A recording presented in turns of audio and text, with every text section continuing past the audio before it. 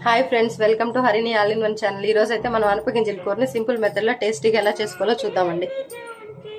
చూడండి, కావాల్సిన పదార్థాలు అయితే ఫస్ట్ కొంచెం ఆయిల్ వేసేసుకున్నాము. ఆల్రెడీ ఆనియన్ నేను తరిగి పెట్టేసుకున్నాను. చూడండి, ఆనియన్ 1 ఆనియన్ తీసుకున్నాము.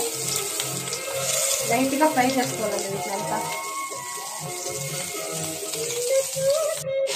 వీటన్నిటిని పచ్చివాసన పోయేలాగా 2 మినిట్స్ వేపుకొని తర్వాత గ్రైండ్ చేసుకున్నామంటే, ఎందుకంటే పిల్లలు కొత్తిమీర కరింపాకు బయట తీసి పెట్టేస్తారు కదా తనిగా, అందుకనేసి గ్రైండ్ చేస్తే మొత్తం తింటారనేసి ఉద్దేశంతో.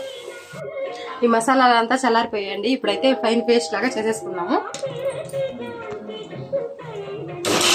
ఇప్పుడైతే ఏరిపోయింది.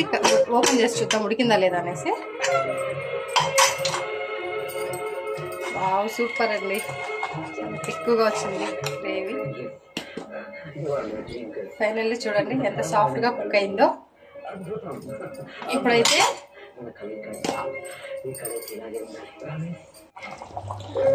ఇప్పుడైతే మనము ఆల్రెడీ పౌడర్ చేసి పెట్టుకున్నాం కదా రోట్లో, అదేనండి మన ధనియాలు, లవంగాలు, మిరియాల పౌడర్. దీనైతే ఒక 1.5 స్పూన్ యాడ్ చేసేసుకొని మరో 5 మినిట్స్ ఉడికి పెట్టేసుకున్నామంటే సరిపోతుంది. ఫైనల్లీ మన గ్రేవీ అయితే రెడీ అయిపోతుంది.